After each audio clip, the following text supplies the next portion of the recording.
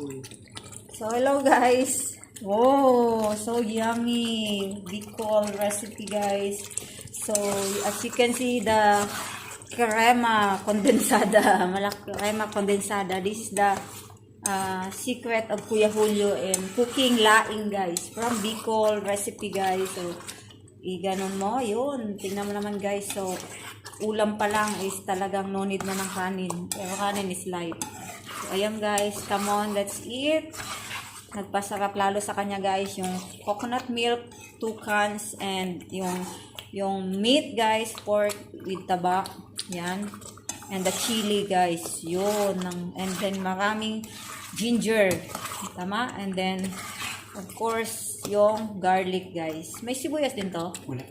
No sibuyas, so only garlic and ginger and the chili, guys. Pag hindi walang chili, it's not laing. So thank you, guys.